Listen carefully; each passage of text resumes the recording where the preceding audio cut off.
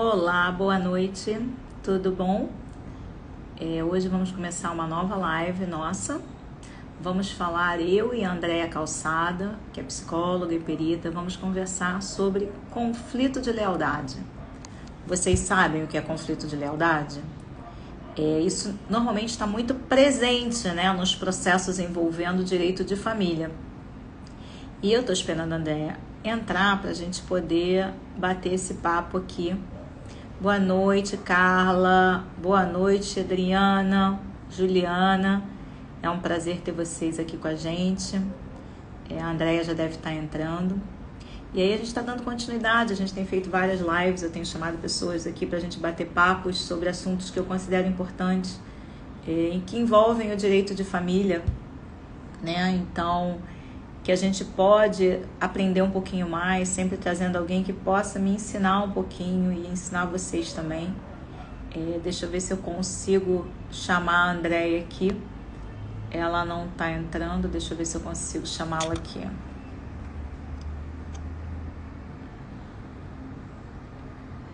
Andréia, você já está por aí? Oi, Ricardo, boa noite. Eu tô só aguardando a Andréia pra gente começar. A Andréia entrou. Ué, Andréia, eu te convidei aqui, você não aceitou por quê? Deixa eu tentar de novo. Pronto, vê se você consegue aceitar. A Andréia, para variar, complicada para entrar nas lives, sempre com dificuldade no meio. Já chamei, amiga. Sempre com dificuldade no meio digital. Já chamei 2 vezes, inclusive. Deixa eu tentar de novo.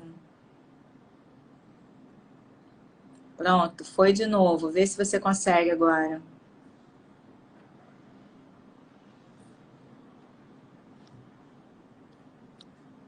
Ué, sai de novo, Andréia. Sai e entra. Sai, entra e pede para participar. Vê se você consegue. Eu queria saber de vocês, assim, vocês conhecem o termo conflito de lealdade? Vocês sabem o que é? Normalmente isso acontece com crianças, filhos de pais separados, né, em processo de divórcio. É natural até que aconteça quando os processos de divórcio não são graves, não tem litígio muito grave. É natural que a criança escolha um lado, às vezes. É normal, não tem grandes dificuldades. Mas é importante... Ah, tá aqui, Andréia. Vamos ver se agora você vai. Eu já aceitei, vê se você consegue entrar agora. Ah, até que enfim, hein? Difícil. Já te apresentei, já falei mal de você, já falei bem de você, então, tamo bem. Tá bom, gente. Desculpa, mas é porque não aparecia o pedido, então por isso que eu tive que sair. Bruna, que bom você estar aqui com a gente. Bruna apareceu aqui, Andréia. Bruna Barbieri? Bruna Ah, lindão. Barbieri está aqui com a gente, é um prazer. Ela fez ela acabou de fazer um sorteio do livro dela e eu não ganhei. Eu acho que foi marmelada, porque eu acho que eu deveria ter ganho, entendeu? Mas Eu tudo tenho, bem. eu tenho todos. Eu tenho todos. Tá faltando um, na verdade. Então eu acho que eu deveria ter ganho, né? Mas vamos lá, Andréia. Eu estava falando aqui e eu queria que a gente batesse um papo, né, importante sobre o que é o conflito de lealdade, né? Que isso às vezes acontece até mesmo quando as pessoas não estão separadas. As crianças escolhem lados, né? Então, e a gente tem uns casos muito interessantes para falar Uhum. sobre isso, né? Eu acho que você podia fazer uma coisa, André, explica um pouquinho o que é o conflito de lealdade no direito de família, para a psicologia, o que é isso? Aí depois a gente continua no nosso É, bate-papo. na verdade, a criança, né, na maioria das vezes a criança ou o adolescente, né, principalmente o adolescente que já está envolvido no conflito parental desde cedo, né? Então, na verdade, em função do conflito parental, que não necessariamente, quando você está falando até dentro do casamento, não necessariamente é um conflito muito grave, né? Mas a criança, ela acaba cedendo às pressões, né, que existem na relação daquele casal, né? muitas vezes o que acontece? Existe o conflito parental, existe conflito entre o casal, e a tensão entre eles fica tão grande que eles acabam triangulando aquela relação. É como se o filho fosse envolvido para diminuir a tensão que existe naquela relação. Isso é Diminui a interessante, tensão. né? Isso é uma coisa interessante, né? Porque nem sempre, foi o que a gente falou, nem sempre o conflito de lealdade ele aparece quando os casais já estão separados. Ele aparece muitas vezes, Andréia, a tua internet está ruim, tá? Ela tá rodando de vez em quando para mim. Se eu botar o 4G, vai cair? Acho que não, mas eu não tenho certeza não. Faz pergunta difícil, Se não. eu cair, eu volto. Tá. Então, assim, deixa eu só terminar esse. Porque, na verdade, assim, a criança, né, ou o adolescente, ele entra com algumas funções de diminuir a carga e a tensão do conflito desse casal e tirar o foco, né? Ele acaba tirando o foco do problema central. Só que a criança fica submetida a uma pressão extrema, como se ela tivesse que tomar partido, né? Eu vou tentar aqui trocar para 4G, tá? Tá. Isso acontece muitas vezes, a gente percebe quando, por exemplo, mesmo em casais casados, tá? Eu não vou falar ainda na questão das pessoas separadas, né? Exato, Bruna. A Bruna fez um comentário aqui muito interessante, né? Para quem não conhece, a Bruna, ela é uma professora, ela trabalha no Tribunal do Maranhão e ela tem livros sensacionais sobre alienação parental e tudo isso. Eu acho que vale a pena comprar, apesar de eu ter que repetir que a Andréia caiu, já vou colocá-la de volta. Ela fez um sorteio agora e eu não ganhei, né? Na verdade, eu vou reclamar disso pro resto da vida, tá, Bruna? Então, é importante que a gente saiba que essas crianças, elas têm que ter sempre o lugar de criança. Elas têm que ser crianças e ter lugar de criança na relação. Elas não estão ali para proteger pais, elas não estão ali como muita gente usa a criança como forma de dizer, tá vendo? Seu pai tá errado. Tá vendo? Sua mãe tá errada. E a criança diz, pai, você tá errado. Ah, tá vendo? Até sua mãe acha que você tá... Até sua filha acha que você tá errado. Até seu filho acha que você tá errado. Então, a criança é colocada num lugar que não é dela, né, Andréia? Sim, sim. Não, na verdade, se fala tem parentalização dessas crianças. É como se elas fossem colocadas no lugar, né, da pessoa que tem a função, né, parental. Por exemplo, o que acontece muito, aí você deve ver, e quem está assistindo a gente também, é fazer com que as crianças decidam, né? Achar que a criança tem que decidir se vai ou não com o pai ou com a mãe. Isso não é função deles. Você tira a sua responsabilidade e coloca na criança. Diz, olha, eu não tenho nada com isso. Ele que não quer, ela que não quer. Mas a pergunta que eu faço sempre para essas pessoas é o seguinte, ok, seu filho não quer ir com a mãe ou não quer ir com o pai, se ele não quiser ir para a escola, você vai fazer o quê? Não deixa ir, vai ficar em casa também? Então, isso já é uma forma, e eu coloco isso, e os juízes algumas vezes entendem isso, que se você não consegue exercer sua função parental com essa criança, você não é o melhor guardião. Sim, né? Sim, exatamente. Né? Se você coloca essa criança... E eu escuto muito, né? Ainda escuto, né? Alguns juízes já estão conseguindo ser mais firmes nisso, mas assim, ele não quer ir. Né? Ele mesmo está dizendo que não quer ir. Né? Então, às vezes você vê crianças, né? Outro dia eu sou assistente técnica no processo, que assim, era uma criança pequenininha, e aí assim, o nível de angústia da criança, da menina, né? E a culpa relatada, né, para a profissional que estava ouvindo, porque ele teve que dizer, né, para o pai, dizer assim, olha só, eu não quero morar, né? Eu não quero morar com você, não, eu quero morar com ela. Né? E só que aí na avaliação como um todo, dentro do contexto, a psicóloga entendeu, né, o nível de angústia, né? Porque na verdade ele estava sendo pressionado externamente a ter que tomar aquela decisão. E aí eu queria que vocês imaginassem uma criança, né? E é importante, Alexandra, que essas pressões, elas muitas vezes não são assim, olha, você tem que vir morar comigo. Elas muitas vezes são sutis. Ah, meu filho, mas você imagina se você viesse morar aqui comigo? Olha só o que que tem aqui no prédio. Né? Olha só, né? Não é a sua mãe, não é o seu pai, mas olha só a quantidade de coisa que você perde aqui. Ó.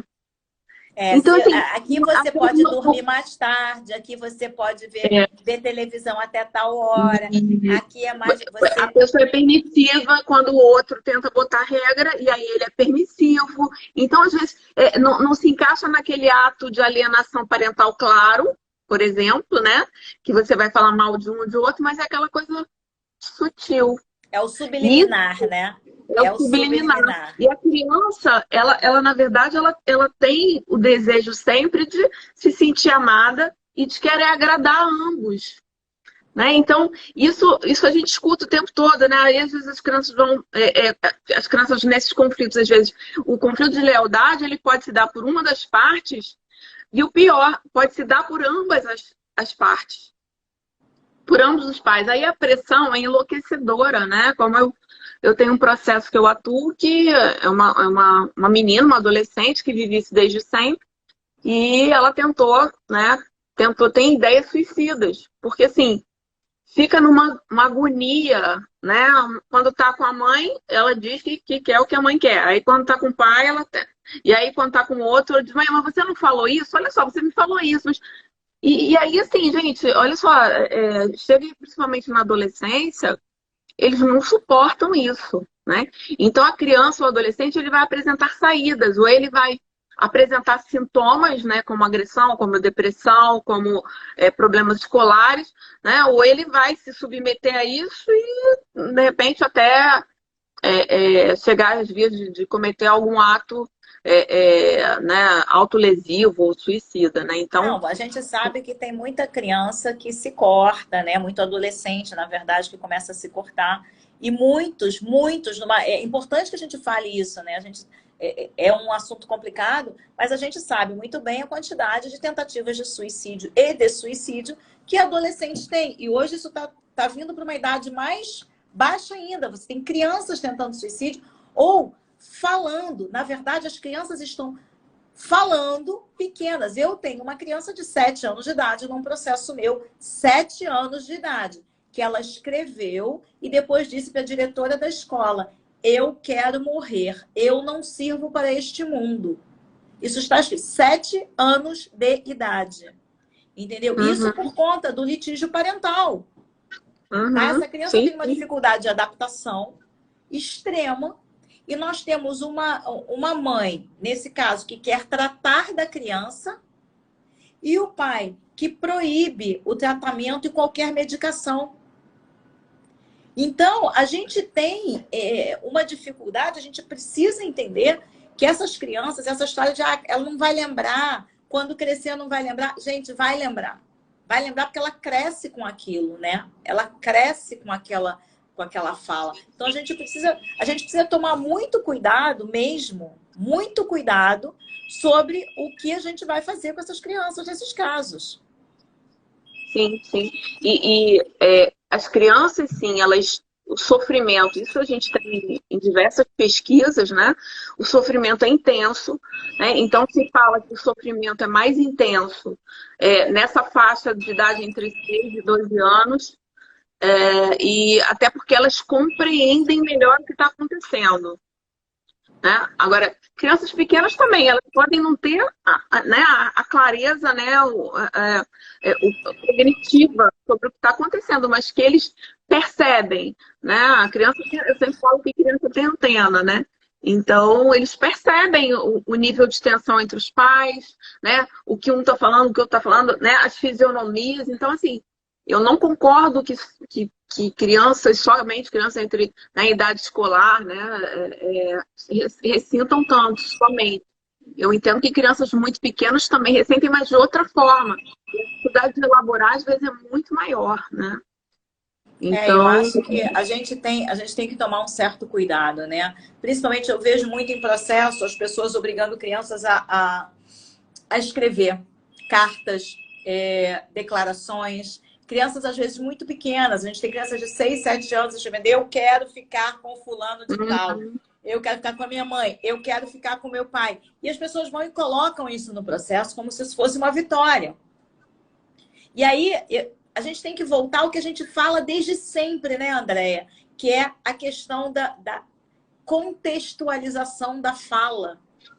Da criança, exatamente, exatamente. E se o advogado, o perito não trabalha para entender esse contexto, ele acaba entrando na superficialidade que muitas vezes existem nos processos. A gente está falando de processos, mas a gente entende, é importante entender que o conflito de lealdade, né, como outras questões vivenciadas nos litígios parentais, não acontece só dentro desses processos, né?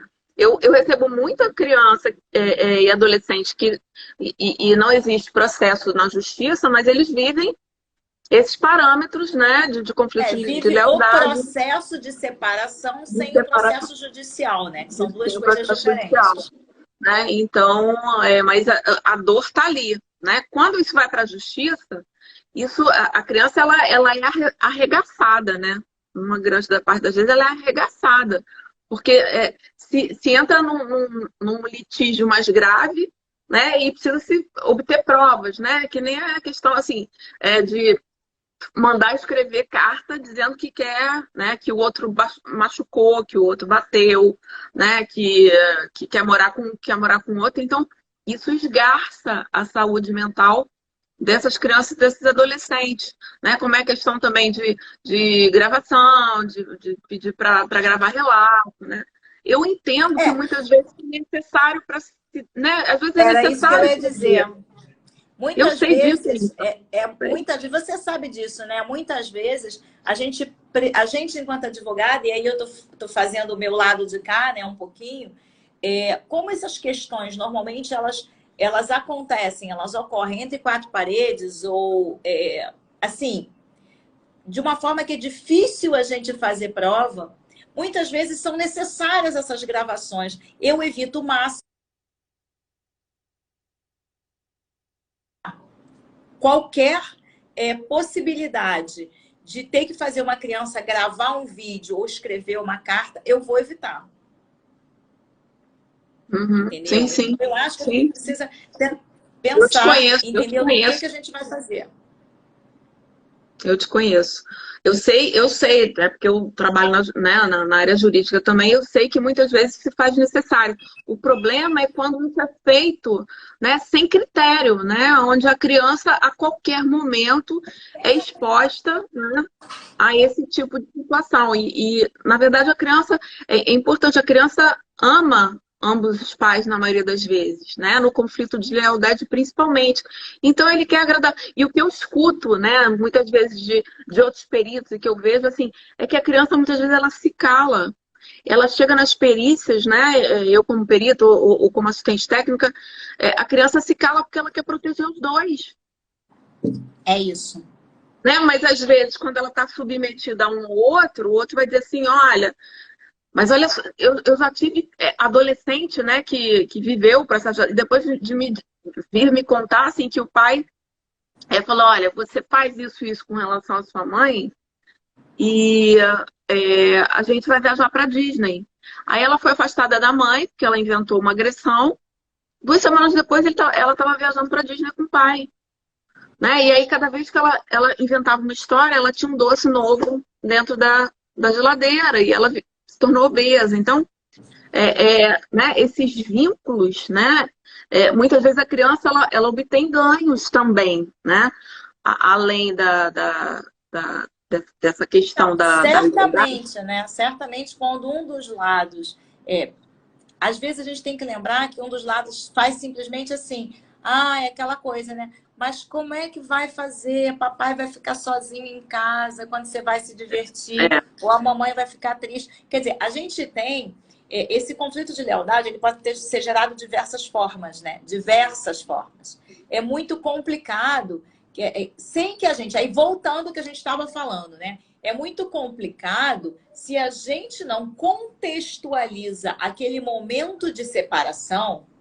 Nós, advogados, e aqui eu não estou falando, eu sou psicóloga, mas eu não estou psicóloga, né? Eu atuo como advogada, a gente precisa, quando a gente ouve do cliente o que ele fala, eu preciso contextualizar.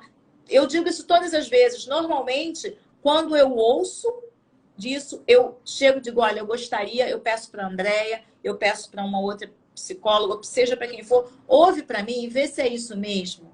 Dá uma analisada. Por quê? Porque às vezes a gente precisa de um outro olhar. Quando eu tenho uma sensação de desconforto com a história que está me sendo contada, e eu não estou dizendo aqui, gente, a gente repete isso todas as vezes, que às vezes essa criança que está dizendo eu não quero ir, não tem razão. Às vezes tem alguma coisa. E é por isso que é importante a contextualização. Sim, sim, exatamente. Né? Muitas vezes ela não quer ir porque tem uma justificativa mesmo, né? E aí muitas vezes não quer ir porque na casa do pai, para onde ela vai, a internet é ruim, ela fica mal no telefone. Ou, como a gente sabe, né? O quarto lá na casa da mãe não é tão bom quanto o do casa do pai. E a gente sabe que o adolescente e a criança, eles tendem a procurar o que é melhor para eles. Eles têm aquele egoísmo implícito, né? Então, é assim, e aí voltamos, contextualização.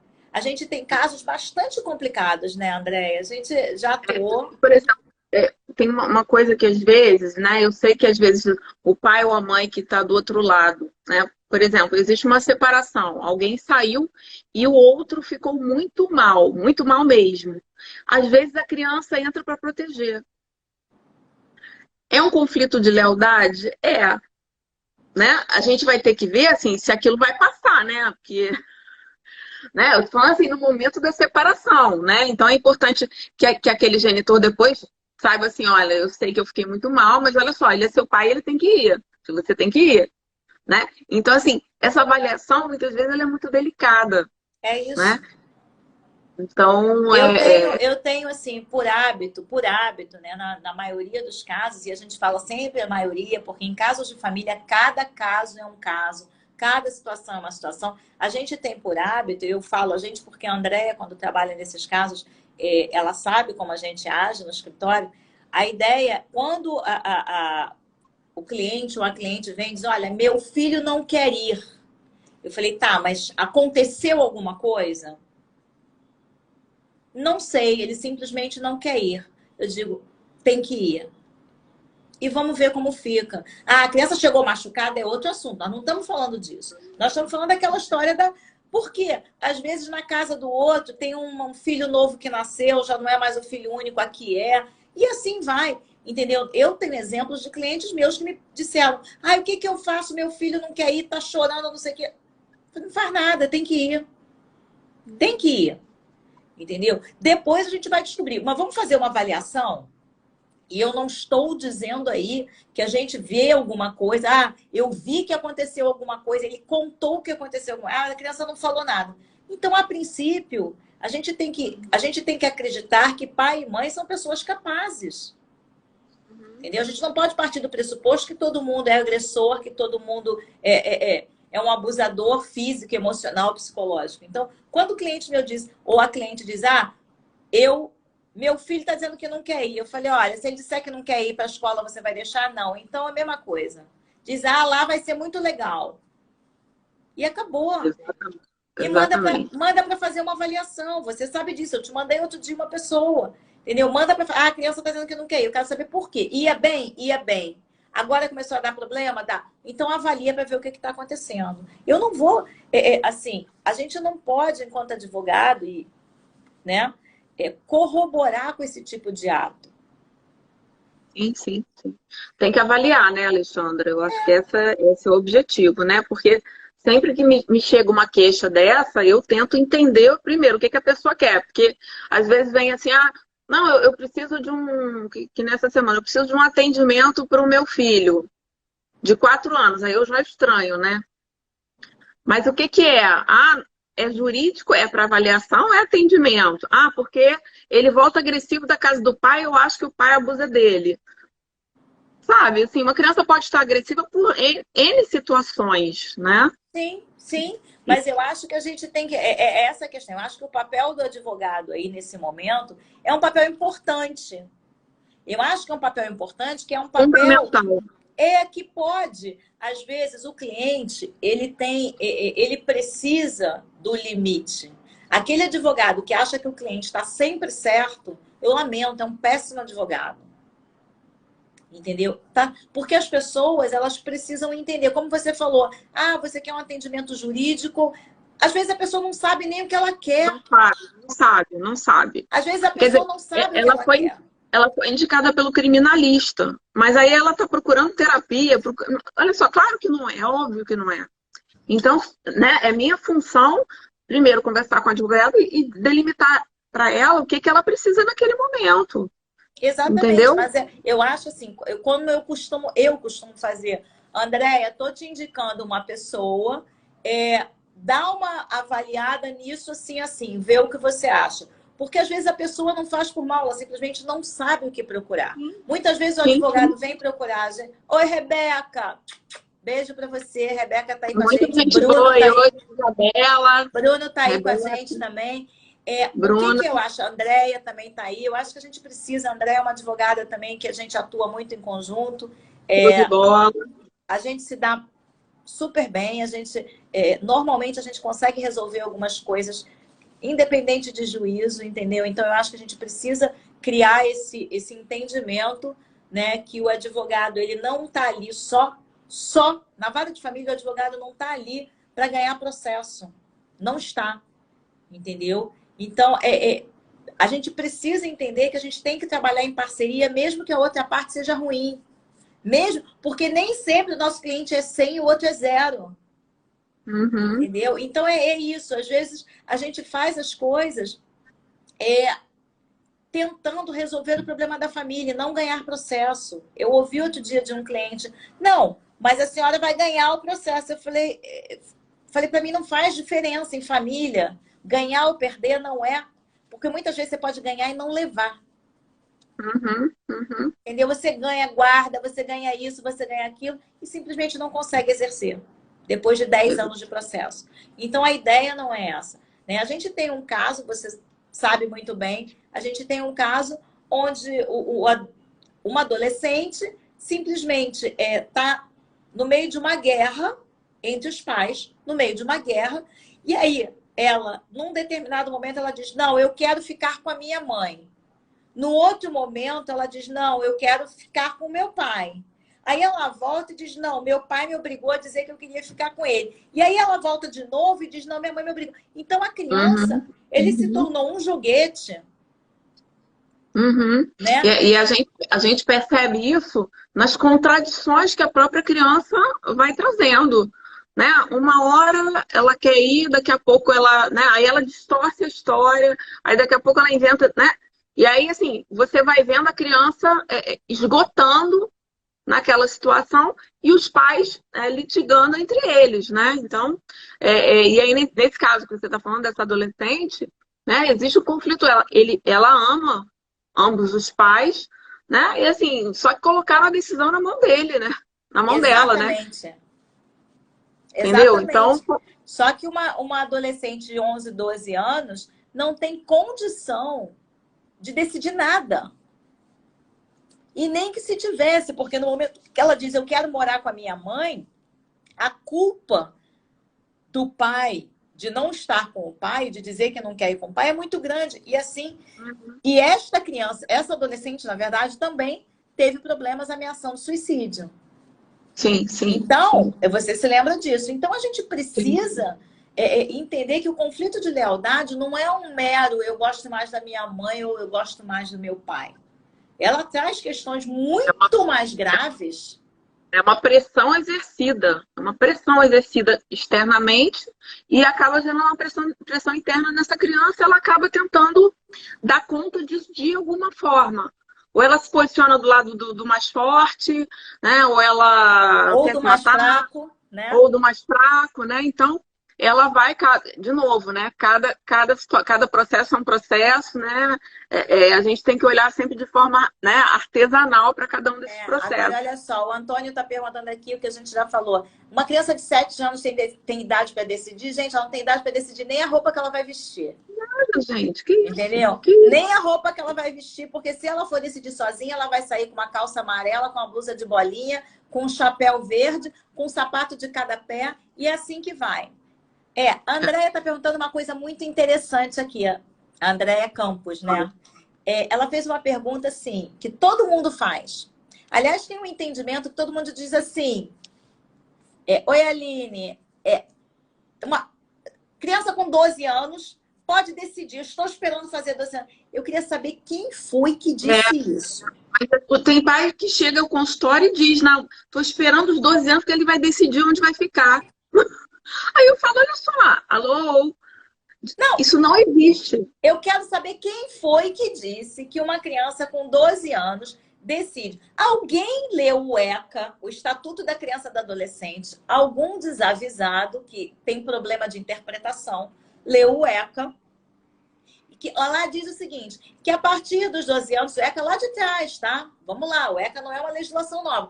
A partir dos 12 anos, a criança poderá ser ouvida em juízo. Porque se entende que com essa idade ela tem um pouco mais de discernimento. Muito bem, de lá para cá as coisas mudaram muito. Eu também queria saber quem foi infeliz. Foi um desavisado que não sabe interpretar texto, gente. É fácil. Entendeu? Como todo bom advogado, ele interpreta do jeito que ele quer, Essas pessoas, de repente, algum advogado continua dizendo isso, né? Vários advogados dizem isso. Entendeu? Então, o que acontece? Hoje, a gente tem outros recursos. Inclusive, as crianças não são mais nem ouvidas como eram antigamente em sala de audiência. Sim, sim. Hoje nós temos as avaliações que não existiam antigamente. Nós temos hoje o depoimento especial. Uhum. Então, nós temos legislação específica para oitiva de criança e de adolescente. Então, para quem continuar dizendo, com 12 anos decide, gente, por favor, vai ler a lei, vai estudar, porque tá difícil. Entendeu? Tá difícil ouvir isso mais. Criança com 12 anos não tem capacidade de decidir nada e nem pode decidir nada. Não pode decidir. Exatamente, né? A criança não decide. É claro que o relato dela, aí, de novo, o relato dela deve ser levado em consideração, né? Ela tem que ser ouvida, mas o relato tem sempre que ser contextualizado, né? E isso é que muitas vezes, principalmente em varas criminais, não é feito, né? Então a gente acompanha muita injustiça nesse sentido, né? A gente tem um caso em comum que nós temos uma pessoa, que é uma criança de 7 anos ou 8 anos, foi ouvida depois de 5 anos, né? Dentro de uma sala de audiência, na frente do juiz, do promotor, dos advogados, das partes, para dizer que o padrasto teria abusado e esse homem foi condenado a uma pena incalculável, sendo que não há prova nenhuma e nunca houve prova nenhuma. Entendeu? Então, a gente tem que tomar muito cuidado, muito cuidado. Primeiro, e aí eu volto a repetir o que a gente diz sempre, né? Tem coisas que a gente tem que repetir. Não adianta. O direito de família é um direito muito específico. É a mesma coisa que eu quebrar a perna e ir procurar um dermatologista. Então, ou a gente procura quem conhece, ou certamente você vai ter problemas maiores. Certamente. Isso funciona para o psicólogo também. Porque o psicólogo clínico que não conhece, aí a Andréia vai me bater já. Já vou dizer que eu vou bater, ela vai me bater. O psicólogo clínico que não conhece o direito de família, ele diz lá assim: ai, gente, olha, a criança não quer ir, vamos respeitar a vontade da criança. Mas ele não se preocupou em contextualizar e saber que no momento daquele litígio, isso que a criança está dizendo que eu não quero ir é mero conflito de lealdade. Não é? Ou eu estou errada? Exatamente. Até porque ele não sabe o que é conflito de lealdade, ele não sabe o que é alienação parental, ele não sabe que existe uma falsa denúncia de abuso sexual, ele não coleta dados sobre nada, então ele pode chegar e dizer, olha, eu vi essa mãe, eu vi essa criança 2 vezes e houve abuso sexual sim, entendeu? Como ainda vejo, né? Eu trabalho nisso há 20 anos, eu ainda vejo psicólogos descuidados, né? Antiéticos, né? Não é nem descuidados, são antiéticos, né? E que fazem esse tipo de situação, né? Agora, assim, voltando para a questão do conflito de lealdade, né? Eu tenho visto umas coisas assim. Mas como é que você, né? Perguntando para uma criança, como é que você soube do processo? Eu achei lá na casa da minha mãe uma cartinha do processo, assim, sabe? Umas Deixa pra, histórias, né? não, eu tava lá, aí a minha mãe disse que, que era para eu ler. E aí, assim, o pai tinha tido cuidado de não contar para a criança o que que era. Aí o outro vai se antecipar, pois é, mas é alguma coisa que seu pai fez, eu não sei, lê aí. Ou então deixa o processo aberto, sabe? Assim, deixa o computador aberto para a Ou criança ler. então Então, fala mesmo, ou então fala mesmo, porque a gente vê muito. Uma das partes diz assim, por que a criança vem e faz aquela coisa? Por que você está chorando, mamãe? Ah, porque o seu pai me processou e quer tirar você de mim. Ou, ai, tô assim porque a sua mãe me processou, quer tirar todo o meu dinheiro. O patrimônio. Como eu já cansei de criança ouvir voltar para a mãe raivosa, raivosa, dizendo o seguinte: você nunca trabalhou, é tudo do meu pai, você quer roubar o dinheiro dele. Gente, isso não é assunto para criança. Então, olha, isso é um conflito de lealdade. uhum, Entendeu? uhum. Isso é conflito de lealdade. A criança está se unindo a uma das partes com informações que, na verdade, primeiro, que não são verdadeiras, e segundo, que estão colocadas de uma forma que a criança entenda daquele jeito dela. Ela está pressionada, ela está sendo pressionada, né? A tomar uma atitude, né? E aí sai né, do viés que deveria acontecer, né? Se existe um conflito entre os pais, ele teria que ser resolvido entre eles. E aí essa triangulação, né, ela toma, né, chega às raias de perversão, né, de colocar uma criança, por exemplo, numa situação como essa, né, Alexandre? Não, a gente tem situações, Andréia, muito graves, né? Estão perguntando assim, eu acho que é uma coisa interessante. O que é melhor, falar a verdade para a criança ou protegê-la desse conflito? Gente, deixa eu dizer uma coisa para vocês, porque a Andréia, como disse a Andréia Campos aqui, a Andréia é fofa e eu sou uma pessoa um pouco mais, digamos assim, menos fofa. É, não Eu sou existe. fofa até pisarem no meu calo, né? É isso, que aí você fica pior que eu. Não existe no mundo se falar sobre processos para criança. Aquilo ali não é problema dela, não é problema da criança. Aprendam a separar conjugalidade de parentalidade. Entendeu? Vamos excluir a criança. O discurso para a criança é assim: ah, minha mãe disse assim, isso assim, assim. Isso não é assunto para criança. Deixa que eu falo sobre Exatamente, isso. exatamente. A mesma coisa ao contrário. Meu pai disse, e aí cabe a papai e mamãe, quando a criança chega em casa, não ficar assim, e aí? Como é que foi? O que que aconteceu? O que você fez? O que que você não fez? Papai tá Você namorando? comeu? Mamãe tá com Você não namorado? comeu? Uhum. Hã? Você comeu? Você não comeu? Ele te deu banho? Não deu banho? Né? Comeu, chegou sem comer, né? E faz aquele dramalhão todo, né? Dane-se se a criança comeu, se a criança não comeu, se tá sujo, se tá limpo. Vai dar banho, gente, dá um sanduíche. Criança com comida em casa não morre de fome. Mas, Alessandra, sabe a pergunta que me fazem às vezes? Mas aí eu faço isso. Eu digo, olha, isso é um problema que eu vou resolver com a sua mãe ou com o seu pai. Aí o outro lado faz o contrário. Aí a pessoa tem a sensação que ela está saindo no prejuízo. Eu já ouvi isso. Eu E também, aí o que eu muitas digo é vezes. assim, mas será que isso para sua relação com o seu filho? Será que o seu filho não está enxergando isso de alguma forma? Que você está preservando ele? Essa Exatamente. história? Eu acho que isso é Exatamente. importante da gente pensar, sabe? Porque você está preservando enquanto o outro está chegando lá e está pressionando o tempo todo, ou está falando mal. Né? Então, eu acho que eu sei porque muitas vezes me fazem essa pergunta, André, o que, que eu faço? Eu conto, eu não conto, eu falo, eu não falo.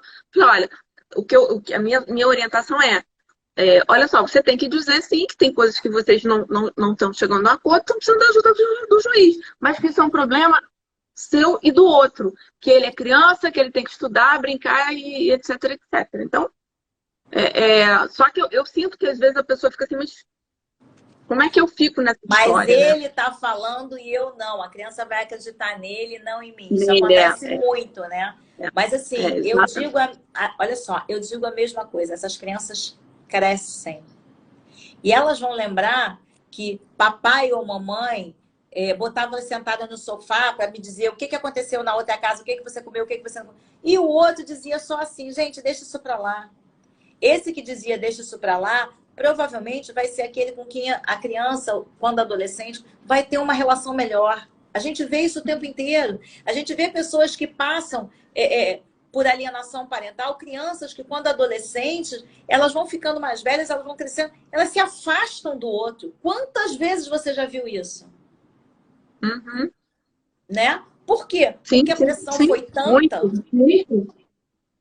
A pressão foi tanta que elas não... A gente tem um caso que você conhece muito bem, que é bastante sui generis, bem interessante, que os pais se separaram, o menino, então, era um menino pequeno, houve, durante anos, né, várias avaliações e a mãe praticando, no caso, foi a mãe praticando atos de alienação parental reiterados a ponto do juízo, na época, determinar que a guarda fosse do pai. E regulamentaram a convivência, a guarda física, né? Guarda física, determinaram a convivência, tudo bem. O processo encerrou, ela apelou.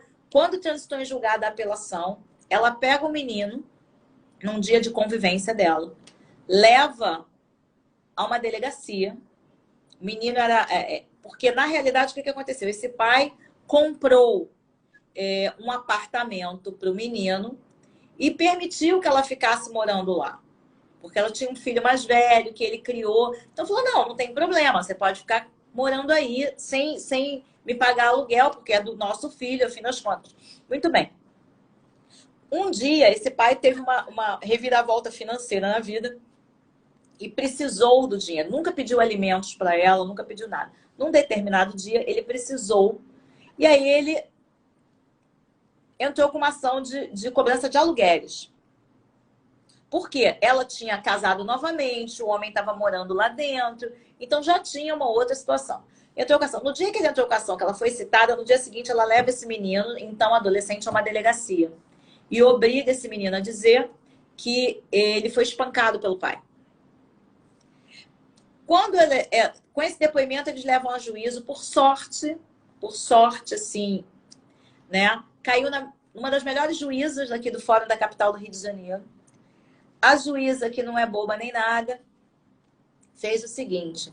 Era no meio de uma semana, ela falou, defiro que você fique com a criança até domingo e nós vamos fazer uma audiência especial na terça-feira. Intima todo mundo de urgência. Intimou todo mundo de urgência, ouviu o menino na presença do promotor e de uma psicóloga.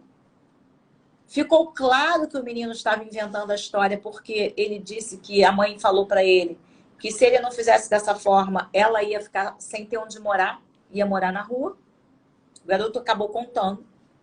E o juiz, o que fez? Essa juíza, assim, para mim, não tem igual. Ela retornou a guarda para o pai e reduziu a convivência da mãe drasticamente e fez uma avaliação que se verificou que essa mãe não tinha condições, que ela continuava praticando. E foram coisas assim, entendeu? Tá vendo quantos anos ela pegou? Deixa eu só explicar para você. Ela realmente está respondendo a um processo criminal por denunciação caluniosa. Quem tem, foi o que eu falei, quem tem bons advogados consegue, ela está respondendo ao processo por denunciação caluniosa e ela vai ser condenada. Entendeu? E depois disso foram vários laudos provando a incapacidade dela de estar com essa criança e essa convivência foi sendo reduzida.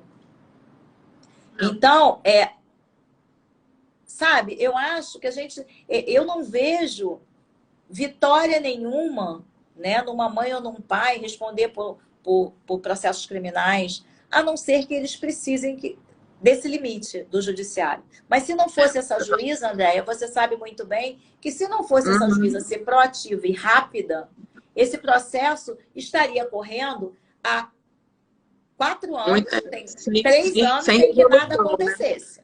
Né? E esse pai com os vínculos com esse filho totalmente fragilizado, né? Agora, assim, para vocês terem ideia, né, do que uma situação dessa faz com uma criança, eu atendi muitos anos, aí, assim, na verdade, atendi clinicamente, foi encaminhada por um juiz para atendimento, era um menino. E aí, só para vocês terem ideia do que é essa questão do conflito de lealdade, né, faz com uma criança, esse menino, ele, na verdade, como é que aquela mãe manipulava ele? Ela fazia ele agredir o pai, né? E se ela agredisse, ela tinha amor. Se ela não tivesse, ela dormia no quarto separado e não tinha comida, não tinha comidinha na boca. Então ela fazia a manipulação com a retirada de afeto, né? Ela dava afeto, tirava afeto se o menino fizesse o que ela queria. E aí, num determinado momento, o menino vai à delegacia, né? Faz uma acusação de agressão contra esse pai.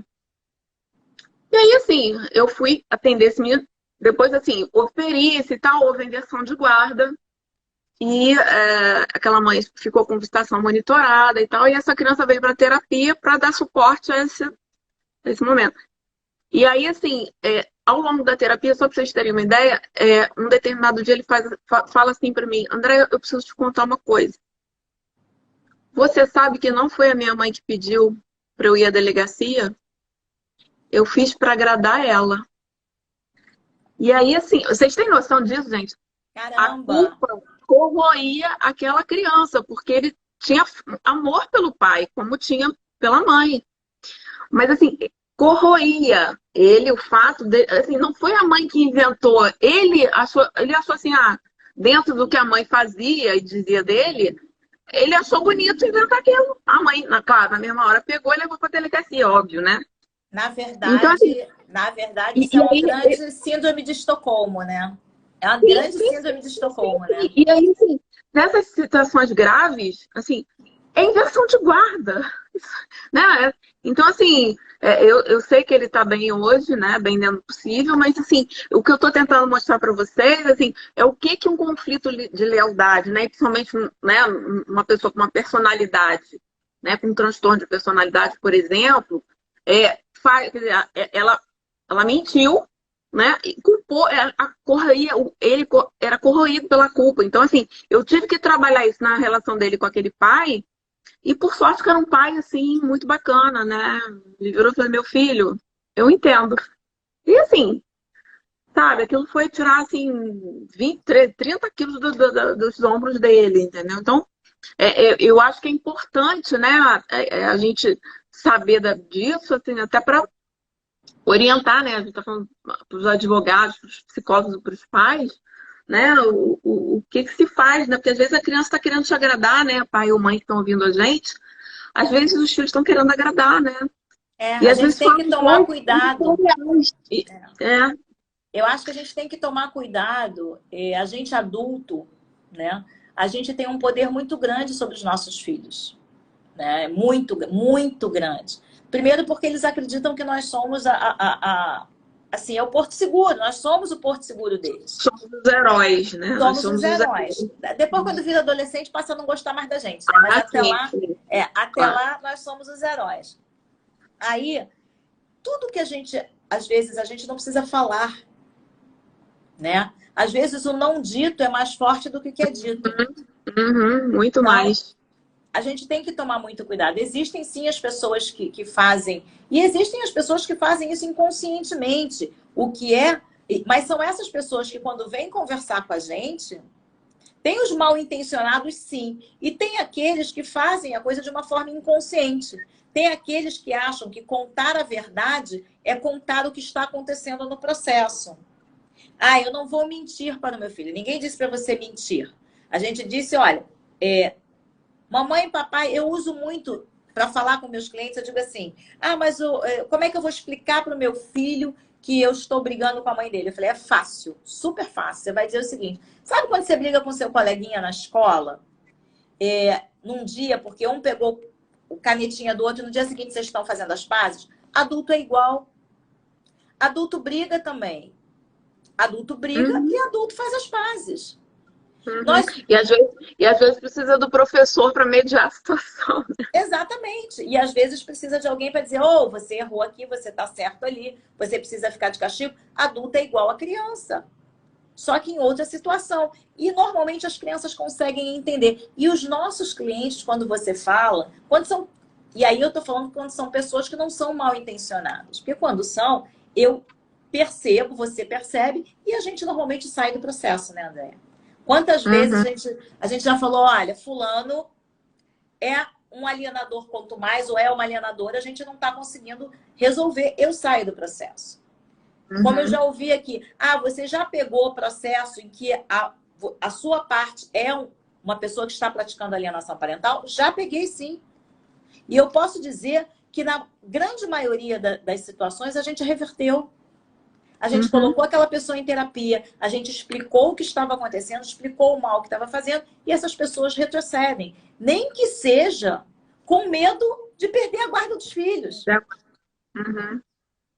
Antes um alienador na mão de um bom advogado sério de família do que na mão de um advogado que não tem noção do que está fazendo, né? Exatamente, porque o advogado pode ser partícipe dessa alienação. E a gente tem que tomar cuidado com isso, entendeu? E eu te digo, eu tenho muito orgulho de alguns processos que eu peguei, que a pessoa a gente sabia que era alienador, sabia que era, entendeu? E a gente trabalhou. Aquela pessoa entendeu que não podia fazer aquilo, entendeu que aquele filho não é só dele ou dela, e a gente conseguiu reverter isso. Entendeu? Você sabe disso, a gente consegue fazer quando a pessoa também está aberta. Porque você tem pessoas, mas quando está de má fé, eu sou a primeira a sair. Entendeu? Quando eu vejo que a pessoa está de má fé, eu e a Andréa Campos, uma vez tivemos um processo, eu estava pelo pai, ela pela mãe, ele já tem muitos e muitos e muitos anos isso. E a Andréa chegou para mim e falou assim, olha, Alexandra, fica de olho, porque ele não é o que ele está aparentando ser. E depois de um tempo, eu efetivamente verifiquei que não era mesmo. E aí a gente começou a tentar trabalhar com ele. Começou a tentar trabalhar e ele não aguentou. Ele aquela assim, entendeu? Pediu para sair.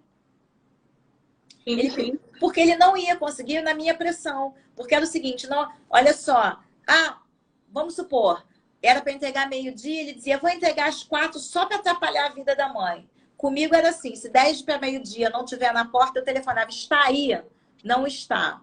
Não está não? Então eu não quero, você entrega agora, ou eu saio do processo. Aí ele tinha que correr para entregar. Então, chegou um momento que ele não suportou, porque eu não estava comprando Pois é, Andréa, eu e a Andréa nos conhecemos nesse processo, ficamos amigas, entendeu? Então, eu acho que a gente precisa, mais uma vez, eu acho que o nosso papel é formar e informar.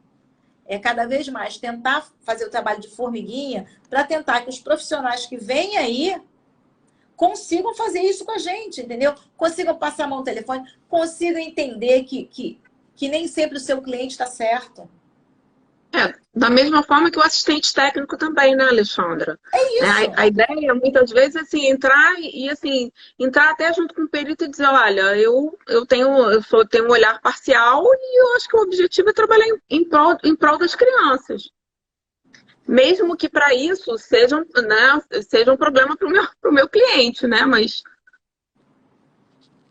é isso, eu acho que não é porque o assistente técnico foi contratado. Essa é a grande questão que muita gente não entende, né? Não é porque o assistente técnico foi contratado por uma das partes que ele tem que bater palma para tudo aquilo que está acontecendo, e nem concordar, nem achar que aquilo é certo. Claro que a gente é parcial no sentido de estar na defesa, mas assim, se você vê uma coisa absurda, né? Ou você vai trabalhar isso naquele cliente, ou você vai sair fora, né? Que eu já vi você fazer várias vezes, dizer, olha, devolvo o dinheiro aqui, tá aqui teu dinheiro de volta, eu não consigo fazer tua defesa, porque realmente não dá. Sim. Entendeu? Eu já vi você fazer, eu já fiz isso. Então a gente precisa. E não se. É importante, ontem eu estava até num almoço que tinham aquelas advogadas que amam uma mediação, né? Amam uma mediação. E eu já fico toda arrepiada né? Quando fala na mediação. Por quê? Porque a mediação em caso de alienação parental ou de falsa acusação de abuso, eu nunca vi uma funcionar. Eu só vejo perder tempo no processo. As advogadas, não, mas aí então você não conversando, né, entre amigas, você não é uma advogada colaborativa. Eu falei, depende da colaboração. Eu não vou colaborar para o processo demorar mais. Eu não vou colaborar para a pessoa que está sofrendo, para essa criança está sofrendo, para ficar mais tempo. Não vou colaborar com isso. Então, se você está querendo dizer que eu não sou colaborativa, porque eu não quero fazer uma mediação e perder 6 meses, não, eu não sou. Aí elas começaram a rir, né? Porque eu digo isso. Eu detesto mediação. Eu quase apanho todas as vezes que eu digo isso. Mas é isso. E não é que eu deteste porque não é a mediação não serve. Não, gente, não é isso. É porque existem conflitos que não são mediáveis. Que vão ser perda de tempo, né?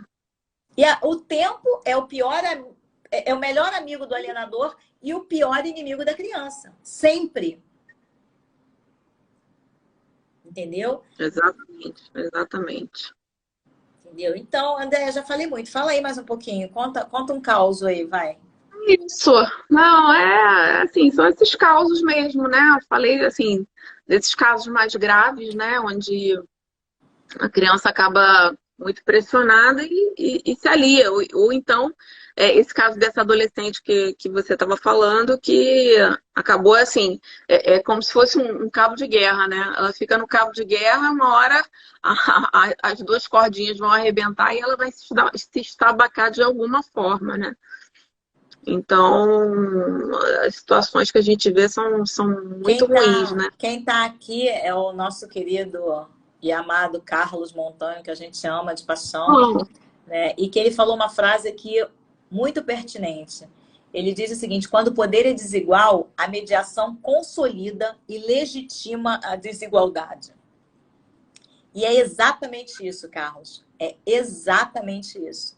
Entendeu? E mais, me perdoem os profissionais da área, mas no Tribunal de Justiça do Rio de Janeiro, pronto, agora vou me matar de novo. Não existe nenhum mediador capacitado para fazer uma mediação envolvendo alienação parental e falsa acusação de abuso. Não existe. Quem disser que existe, eu lamento, está mentindo. Por quê? E eu não estou dizendo que não existam bons mediadores. Eu estou dizendo que não há capacitação, porque eu canso de ouvir de mediador falar sobre que a guarda compartilhada não dá certo quando as partes brigam. Eu canso de ouvir de mediador que qualquer acordo que eles façam ali, o juiz vai homologar. Então, gente, a gente tem que entender que a mediação serve para alguns casos, para outros não. E que alguém fez uma pergunta aqui interessante. Se existe Alexandra, deixa eu só comentar uma coisa, assim. Fala. Que o meu mestrado foi feito na Argentina. Na Argentina tem mediação há sei lá quantos mil anos. E lá eles não fazem mediação de casos onde aconteça violência. E aí, assim, você pega esses casos, né? É violência psicológica, né? Se você parar para pensar, isso é violência psicológica. Então, assim, é cabível. Talvez seja cabível em casos mais leves, né? Mas, assim, os casos moderados a graves, eu acho muito complicado, realmente. Como é que você vai mediar uma falsa acusação de abuso? Pois é. Não, a minha pergunta é simples. Eu posso estar sendo burra ou ignorante. A pergunta é, como você media? Porque se eu acusei alguém de abuso, eu não posso fazer nenhum acordo com aquela pessoa. Uhum. Então, o que eu acho? Assim, e eu não estou falando aqui, alguém disse, na verdade, o problema não é a mediação, são os mediadores. Na verdade, não é, eu acho que a mediação, como forma em casos graves, não funciona. Não funciona. A mediação funciona para dezenas e centenas de outros casos. Mas para casos de família, a gente tem que tomar um cuidado muito grande. Por quê? Uma mediação mal feita piora o conflito. E estende o tempo. Sim. Não, e você falou em violência, a gente tem que lembrar o seguinte. Hoje o Estatuto da Criança e do Adolescente diz que a prática de atos de alienação parental é considerada violência psicológica. Isso significa tortura. Eu tenho um caso onde a gente já denunciou tortura na Delegacia da Criança e Adolescente Vítima por prática de atos de alienação parental. Ao advogado cabe criar teses fundamentadas para tentar defender o direito da criança. Entendeu? É nesse caso específico, a mãe está afastada mesmo da criança. Ela só pode ver uma vez por semana, por vídeo e monitorada pela psicóloga que atende a criança. Então, a gente precisa entender que existem formas da gente resolver os conflitos. Só que não depende só do advogado e do psicólogo, né, Andréia? A gente tem um judiciário complicado. Tudo muito lento, né? Depois da pandemia, realmente, a gente até entende que está tudo muito sobrecarregado, mas assim... Eu não entendo, não. Não entendo no sentido assim, sobrecarregado, mas qual é a solução para isso, né? Quais são as soluções? Entendeu? Assim, tá sobrecarregado, mas tem que ter, amplia o quadro, não sei, entendeu? Eu lamento, eu não entendo, não. Eu realmente não entendo, não. Você sabe por quê? Porque eu também estou sobrecarregada no meu escritório e eu não tenho salário no fim do mês. Então, eu tenho que trabalhar presencial na hora que eu estiver lá e tenho que fazer se o juiz me atender por vídeo, eu tenho que falar por vídeo. Se ele me atender por telefone, eu tenho que falar por telefone. Se ele me atender lá, eu tenho que ir lá. Então, eu não entendo, não. Lamento. Não, eu sei. Entendeu? Então, eu tô revoltada, né? Tô revoltada mode on com o judiciário nesse momento. Mas, como eu falei agora há pouco, nós temos juízes que são sensacionais. E temos mesmo, como esse caso que eu contei agora, que eles estão ali, eles não estão ali para cumprir, para bater martelinho de horário. Eles estão ali preocupados com os processos. E você sabe disso. A gente tem juízes, e quando o juiz funciona, gente, o cartório funciona, tudo funciona. Porque quem manda no cartório, quem dá o tom do cartório é o juiz. Então, E o pior, Alessandra, quando você pega um laudo pericial que a profissional identifica uma alienação parental grave, mas não escreve isso. Tem um monte. Não, você sabe por que tem um monte? Vou te dizer. Isso é conivência com abuso, né? Para mim, isso é conivência. Eu acho que...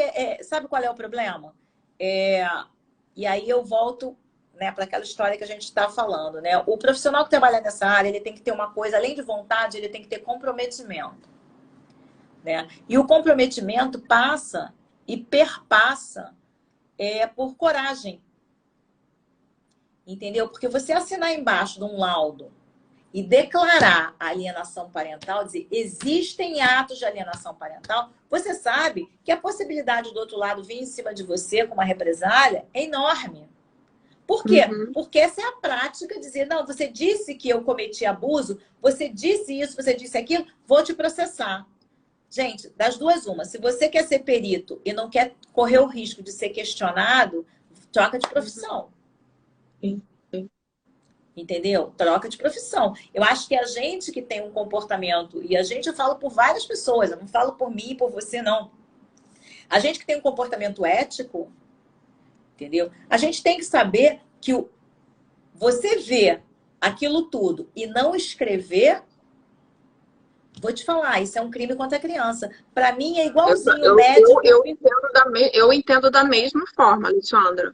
E assim, na verdade, eu tive contato com a profissional, ela disse que era uma alienação parental grave e não botou isso no papel, entendeu? Então, assim, para mim isso é conivência com um abuso psicológico grave, né? Então, assim, né, compactua-se com essa situação, né? Não, então, eu acho se você tem medo, você não pode trabalhar nessa área. Entendeu? Você tem medo, não pode trabalhar nessa área. É isso que eu sempre pensei. Se você não quer se expor, muda de área, gente. Vai fazer juizado. Vai fazer juizado. Vai discutir briga de... Não estou desmerecendo, não, hein? Estou desmerecendo, não. Mas o que eu estou dizendo é que é uma área que você vai... Entendeu? Não vai ter se aborrecer com o cliente, não vai se aborrecer com nada disso, porque o máximo é aquele cliente que te manda mensagem. Porque quem trabalha nessa área sabe os riscos que corre. Entendeu? Quantas vezes você já ouviu, vou te processar, vou fazer, vou acontecer, ou já fez mesmo. Sim. Gente, eu conto a história que é a história mais engraçada da minha vida. Eu tinha um cliente que ele veio para mim já com mandado de prisão na rua, né? Que ele tinha execuções enormes, não pagava. Já veio para mim com mandado de prisão na rua. Eu virei para ele e falei, meu querido, deixa eu te explicar uma coisa. Ou você paga ou você vai preso. Não tem terceira opção, não tem terceira via nesse caminho. Passou um tempo, ele foi preso. Quando ele saiu da cadeia, ele veio revoltado, porque tinha sido preso, revoltado, e entrou com uma ação contra mim. Por quê? Por duas razões. Um, porque ele foi preso, e dois, porque eu não fui visitar ele na cadeia. Você já contou isso. Só acontece comigo, né? Aí a minha defesa foi, gente, para ele não ser preso, eu tinha que pagar a dívida dele. Não ia pagar. Dois, meu contrato, eu não tenho que visitar ninguém na cadeia. O que eu ia fazer lá? Apoio moral, quem dá é a mulher dele. Entendeu? Não vou pra cadeia pegar doença, não, tô fora. Entendeu? Então, mas eu me aborreci, tive que contestar a ação, ele representou na OAB, eu tive que... E perdeu tudo, porque é tão doida a história. Tão doido, né? Não, e eu tive uma queixa no CRP de um outro estado, porque eu questionei, quer dizer, era uma promotora que foi fazer oitiva da criança. E naquela base que a gente conhece, né? De fazer tudo induzido, tudo mal feito. Eu fui questionar, fiz um parecer questionando aquilo. Ela foi fazer queixinha no conselho. Sabe, umas coisas assim que... Tia, briga com ela, né? Tia, briga com ela. Tia, briga com ela, porque ela não pode falar mal de mim. Eu tô falando mal eu tô falando que ela é... Né? É incompetente, tô falando mal sim. Incompetente, não sabe fazer. Tô falando mal sim, entendeu? Tô falando a verdade. Então eu acho que a gente... Ela fez errado, estava prejudicando uma pessoa e uma criança. Ué. Mas, gente, André, eu tô com um caso, você sabe muito bem disso, que a psicóloga de uma equipe técnica de um tribunal ouviu uma criança por 20 minutos. Essa criança, sem eu saber, diga-se de passagem, sem eu saber, a mãe colocou um gravador com essa criança. O laudo saiu absolutamente contrário a essa mãe. Mas, assim, contrário num grau que não dava para entender. Contrário, dizendo que a criança falou que a mãe praticava ato de alienação parental, que falava mal do pai, etc, etc, etc. E não era uma coisa que, para mim, era possível de estar acontecendo, porque eu conhecia o processo. Aí ela me contou, doutora, eu gravei tudo, não diz nada disso. Eu falei, como assim não diz nada? Eu ouvi a gravação e eu transcrevi no processo. A criança, a psicóloga dizia para a criança assim, fulaninho, responde logo o que eu estou perguntando para a gente poder brincar. Se você não responder, você não pode brincar. Vai ficar sentado aí. Aí o fulaninho dizia assim, ela perguntou, mamãe fala mal do papai? Isso gravado. Aí o fulaninho falou, não. Papai fala mal da mamãe? Fala. Ele diz que ela é muito ruim e que não sabe de nada. Ela, no laudo, ela coloca que a criança disse que a mãe falava mal do pai. Está gravado a criança falando outra coisa. Quando eu impugnei o laudo, essa psicóloga responde simplesmente o seguinte, o Tribunal de Justiça disse que não pode gravar, então acabou. Aí, o que você faz com isso? Porque essa psicóloga está mentindo. Ela nem dizer que ela está sendo antiética, a coisa é muito mais grave. A coisa é muito mais grave. Entendeu? Porque ela mentiu o tempo inteiro. O pessoal está perguntando assim, não dá para acreditar. Gente, eu tenho a gravação e eu tenho o laudo. É um negócio... A Andréia viu. É um negócio surreal. Então, E vou dizer uma coisa, que eu vou levantar uma bola aqui, que eu e a Andréia vamos conversar sobre isso um próximo dia. Né? A bola... vou levantar a bola aqui, Andréia. Vou jogar para o alto, vou finalizar para o povo ficar com gostinho, para a gente poder pensar sobre esse assunto. Não quero mais. Vamos lá. A perícia, pelo Código de Processo Civil, ela tem que ser apresentada de uma forma ampla nos processos judiciais. Ou seja, o marido da Andréia é perito contábil. Ele vai fazer uma perícia de contabilidade. Eu posso indicar meu assistente técnico, a Andréia pode indicar assistente técnico dela. Eles vão se reunir com esse perito e vão fazer contas. Essas contas têm que vir para o processo para corroborar a conclusão do laudo. Certo, Andréia? Certo. Muito bem. A perícia psicológica. Agora ela vai começar a brigar comigo. A perícia psicológica.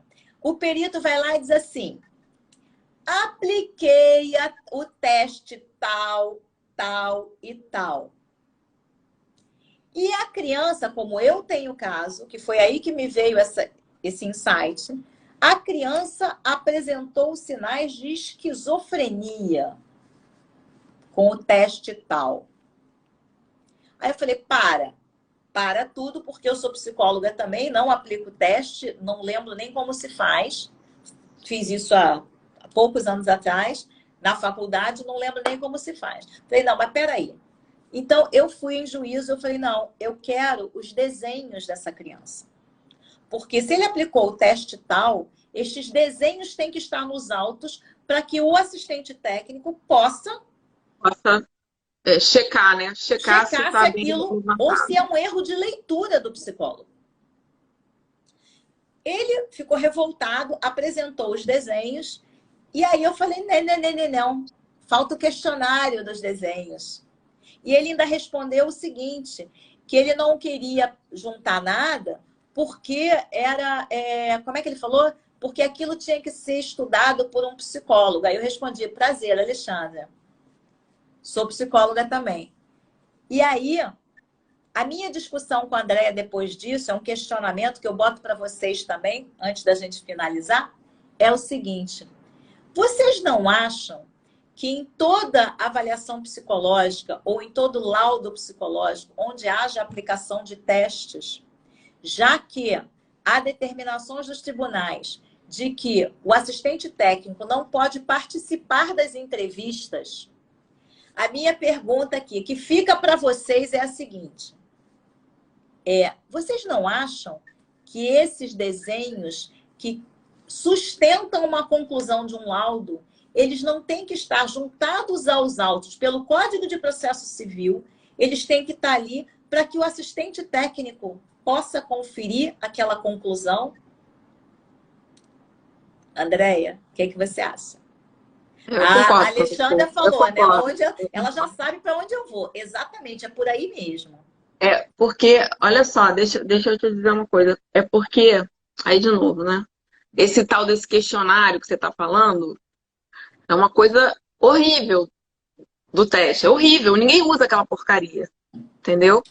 Tô Mas nem assim, aí. eu costumo usar, porque eu sei que isso pode ser questionado, entendeu? Mas aquilo é uma porcaria, entendeu? Então, assim, 99,9% não usa aquela porcaria daquele questionário, Aplica entendeu? outro teste, então. Não, é verdade, é verdade. Olha só, o que não pode Agora, assim, é um perito. você como advogado, você tem direito de pedir o resultado dos testes, entendeu? Assim, os scores, aquela coisa toda, né? Mas é isso. Por que que o meu assistente técnico não tem acesso a esses scores, aos resultados, aos desenhos, para poder fazer? Porque a gente sabe muito bem que a análise desses testes, muitas vezes, ou você conhece muito bem, ou eles são feitos, não vou nem usar o termo que eu ia usar, mas assim, são feitos nas A coxas. bandeira. A moda Bangu. Obrigada. É isso. Então, Nada contra Bangu, não, hein? Nada contra nada Bangu, contra não, hein? Bangu, é a moda, a moda. Enfim, nada contra Bangu, senão a gente ainda vai, era melhor deixar nas coxas mesmo, entendeu? Melhor. Então, o que eu acho, né? E isso é um questionamento que eu vou passar a fazer daqui para frente em todos os meus processos, eu já vou colocar, já coloco assim, lá na petiçãozinha, olha, excelência, solicite ao perito, além da indicação dos assistentes técnicos e dos quesitos, solicito desde já ao perito a juntada dos resultados dos testes. Seja, se for o HTP, juntar os desenhos, se for outro tipo de teste, juntar o que tiver que ser. Por quê? O meu assistente técnico tem direito de analisar aquilo como um todo, assim como um engenheiro que vai fazer uma perícia numa ponte para ver se ela vai cair ou não, ele tem que juntar os cálculos. Qual é a diferença? Porque um é objetivo, outro é subjetivo. Aí eu tô querendo falar, eu tô falando sobre uma questão técnica processual. Você vai ficar brava comigo, porque eu sei que isso é muito mais subjetivo, né? Isso... Agora, tem questões que não estão nos testes, né? E que a gente Sim, vai sim. avaliar a partir da técnica da entrevista, a leitura do não verbal, são outras questões, né, Alexandra? Nem tudo na psicologia é exato, né? Não, mas Mas exatamente. Por não ser exato, a gente precisa trazer para o processo o máximo de elementos que a gente pode ter para a finalização daquele documento, daquela perícia. É direito das partes, porque quando um psicólogo, como aconteceu nesse meu caso, diz que uma criança ela é muito grave, né? Muito grave. é esquizofrênica, é muito grave. É muito grave. Há uma pergunta interessante aqui que estão fazendo. E o sigilo? O processo de família, ele é em segredo de justiça. Justiça. Então, não há sigilo nesse processo de família. Entendeu? O que tem que estar lá, tem que estar lá. Não pode haver um procedimento pericial escuso. Não Mas pode porque na verdade o resultado já está no laudo, né? O que você está pedindo é só o embasamento que o perito teve para. O resultado já está ali no laudo, na Exato, conclusão. é Né? isso. Então, isso a gente vai deixar para a próxima, porque a gente já está entrando no assunto aqui, né? Isso Então, aí. Andréia, saímos do assunto para variar. Para variar, a gente está falando sobre uma coisa, passa para outra, Outra passa para coisa. outra e vai embora.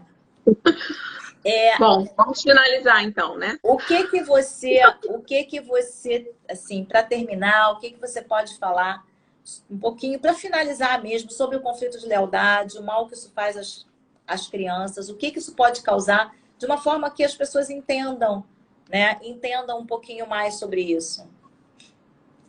A Alessandra, falando sempre assim, na verdade, desde que eu comecei a trabalhar nisso, a minha vontade, eu acho que as pessoas que trabalham com sistema de resolução de conflitos, com a mediação, né, com os projetos e tal, é sempre a tentativa de. A ideia era sempre prevenir isso, né? Então, assim, é, esses pais tinham que ter informação, né? A Bruna fala muito sobre a questão das políticas públicas, né? Eu acho que tinha que ter muito mais projetos, esses pais tinham que o tempo todo saber o mal que esse tipo. É claro que às vezes assim, André, mas eu fiquei muito mal naquela separação e eu acabei falando besteira, acabei explodindo. Ok. Mas olha só, isso tem que passar, né? Sim. Né? Você tem que ter como freio saber o mal que aquilo vai fazer ao seu filho quando você pressiona ou você subliminarmente diz a ele, olha, é melhor você viajar comigo, porque lá você, imagina os colégios que você vai ter lá, né? Ou então você vem morar aqui comigo, né? Olha o que você está perdendo aqui, né? Ou quando você deixa a notificação lá do processo para o seu filho ler, né? Ou você, né? Faz coisas no sentido de, né? Porque o seu filho em algum momento, né? Como foi a história do menino que falou que foi a delegacia, em algum momento ele vai querer suprir, vai querer te agradar cada vez mais, isso faz parte. É isso. E assim, na verdade, você está ferrando o outro, mas assim, você está ferrando muito mais o seu filho, né? E é isso que a gente vê, né? É isso que a gente vê aqui que eu vejo no meu consultório, que você vê no teu escritório, né? Então, fica sempre assim, acho que vocês, enquanto advogados, fazem muito, muito parte dessa prevenção, né? O psicólogo clínico também, né? Eu acabo pegando muita bomba já como psicóloga jurídica, né? Então, eu acho que é isso. Meu desejo sempre, eu acabo não tendo tempo, mas é trabalhar pela prevenção, né? Faço isso mais na clínica e na jurídica também. Quando você pega, né, a coisa quando não está tão alarmante, você tenta já, né, mexer naquela dinâmica, né? Muitas vezes não dá para a gente evitar, né? A gente já pega, quando chega para mim, em 90% dos casos, o conflito já está instaurado, né? Sim. Eu tenho alguns casos, sim, de pessoas que vieram me procurar antes. Como fazer, como ser... mas essas são poucas, mesmo, né? Sim, sim. Então, eu acho que o que a gente pode dizer aqui é que o conflito de lealdade é uma coisa muito séria. Isso afeta crianças e adolescentes de uma forma que muitas vezes irreversível. Irreversível mesmo. A gente não sabe o que vai ser isso no futuro, Mas a gente tem uma ideia. Eu e a Andréia já vimos isso acontecer, porque a gente acompanha as coisas. Então, o futuro, às vezes, não é muito bom para essas crianças. E não é isso que a gente quer. Eu acho que é isso que a gente tem que colocar para os nossos clientes, enquanto advogados, e para os pacientes, enquanto psicólogos, como a Andréia, jurídicos. E aí nós não estamos falando da clínica, né? A gente está falando num outro tipo de atendimento. Então, gente, eu espero que a gente tenha, né, tirando as piadas e as brincadeiras, que é um padrão na gente, porque o assunto já é muito sério, então a gente precisa brincar um pouquinho, né? Então, eu espero que... precisa desanuviar, a gente sempre conta piada, porque é assim que a gente consegue trabalhar e sobreviver ao nosso trabalho. Então, eu agradeço imensamente a vocês por estarem aqui com a gente. André, então, agradeço imensamente por ter topado a brincadeira de novo. E vamos continuar, porque eu já estava com saudade dela aqui. E a próxima, aí, vamos falar sobre isso, Andréia? O que você acha? Vamos, né? Vamos, né? Isso é um tema espinhoso. Vamos chamar um processualista. Vamos chamar um processualista aqui para... Mas é um tema espinhoso, você sabe, né? É um tema espinhoso. Mas, assim, se não fosse, não era com a gente, né? Então, gente, um beijo enorme. Foi um prazer ter vocês boa aqui. Noite. Bom descanso a todos. Querida, obrigada pelo convite mais uma vez. Isso aí. Bom carnaval a todos. Para quem tem carnaval, que não vai ter carnaval, mas tem carnaval. Entendeu? Exatamente. E depois de carnaval a gente volta com essa brincadeira aí. Vamos pensar, gente. Vamos pensar aí o que vocês acham. E aí no carnaval eu vou dar umas dicas aí no perfil de vários episódios de séries e filmes que falam sobre alienação parental, sobre falsas acusações, sobre síndrome de Munchausen. Tem várias séries. Aí eu vou colocar aí no perfil, se vocês quiserem, fiquem por aí, tá? Um beijo para todo mundo. Amiga, beijo, boa noite. Beijo, não esquece de salvar aí. Beijo. Pô, aí já tá dificultando. Calma, não me bota pressão. Um beijo. Beijo. Posso sair, né? Posso sair, né? Pode, vai. Tá. Beijo. Tchau, gente. Boa noite. Tchau, boa noite.